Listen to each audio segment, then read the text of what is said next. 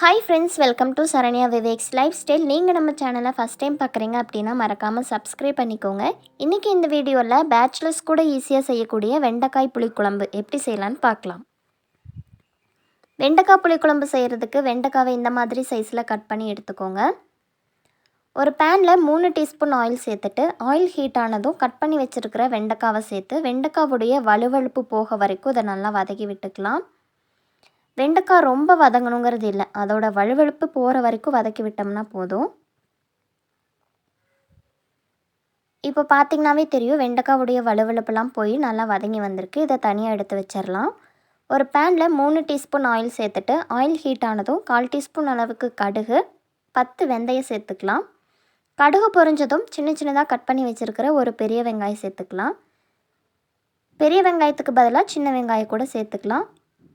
கருவேப்பிலை சேர்த்துட்டு 15லேருந்து 20 பல் பூண்டு சேர்த்து வெங்காயமும் பூண்டு வதங்க வரைக்கும் இதை நல்லா வதக்கி விட்டுக்கலாம். வெங்காயமும் பூண்டு வதங்கினதுக்கப்புறம் 2 தக்காளி சாப் பண்ணி சேர்த்துக்கலாம். அப்படி இல்லைன்னா மிக்ஸி ஜாரில் சேர்த்து அரைச்சி அந்த பேஸ்ட்டு கூட சேர்த்துக்கலாம். தக்காளி வதங்கிறதுக்காக 1 டீஸ்பூன் அளவுக்கு உப்பு சேர்த்துக்கலாம். உப்பு சேர்த்து வதக்கும்போது தக்காளி சீக்கிரமாகவே வதங்கி வந்துடும்.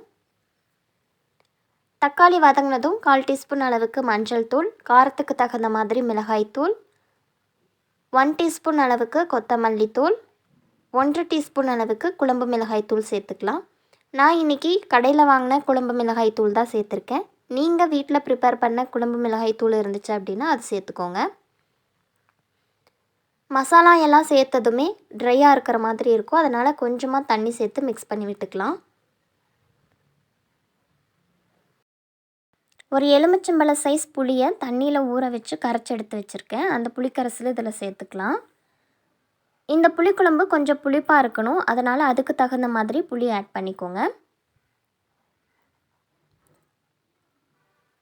உங்களுக்கு எந்த அளவு கிரேவியாக வேணுமோ அந்த அளவு தண்ணி சேர்த்துக்கோங்க. எனக்கு கொஞ்சம் திக்காக இருக்கணும் அப்படிங்கிறதுக்காக கொஞ்சமாக மட்டும் தண்ணி சேர்த்துருக்கேன். உங்களுக்கு அதிகமாக வேணும் அப்படின்னா கொஞ்சம் அதிகமாக தண்ணி சேர்த்துக்கோங்க.